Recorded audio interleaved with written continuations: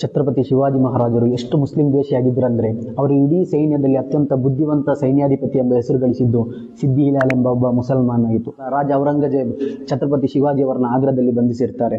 ಆಗ ತನ್ನ ಇಡೀ ಪ್ರಾಣವನ್ನು ಒತ್ತೆ ಇಟ್ಟು ರಾಜರಿಗೆ ಅಲ್ಲಿಂದ ಪಾರಾಗಲು ನೆರವಾಗಿದ್ದು ಮಾದರಿ ಮೆಹ್ತಾರ್ ಎಂಬ ಒಬ್ಬ ಮುಸಲ್ಮಾನನಾಗಿತ್ತು. ಖಾನ್, ಇಬ್ರಾಹಿಂ ಖಾನ್, ಕಾಜಿ ಹೈದರ್ ಮುಂತಾದವರು ರಾಜರ ಆಸ್ಥಾನದಲ್ಲಿ ಪ್ರಮುಖ ಹುದ್ದೆಯಲ್ಲಿದ್ದ ಮುಸಲ್ಮಾನರು.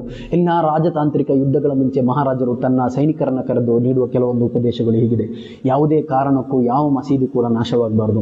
ಅದೇ ರೀತಿ ಯುದ್ಧದೆಡೆಯಲ್ಲಿ ಎಲ್ಲಾದರೂ ಪವಿತ್ರ ಕುರಾನ್ ಅಂತ ಧಾರ್ಮಿಕ ಗ್ರಂಥಗಳು ಲಭಿಸಿದರೆ ಅದಕ್ಕೆ ಒಂದು ಹಾನಿ ಉಂಟಾಗದೆ ಅದನ್ನು ಗೌರವಪೂರ್ವಕವಾಗಿ ಅದರ ವಿಶ್ವಾಸಿಗಳಿಗೆ ತಲುಪಿಸಬೇಕು.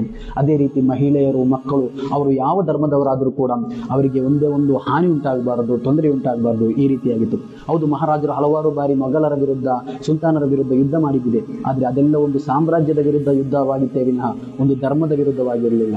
ಕೇವಲ ವೋಟ್ ಬ್ಯಾಂಕಿಗಾಗಿ ನಮ್ಮ ರಾಜ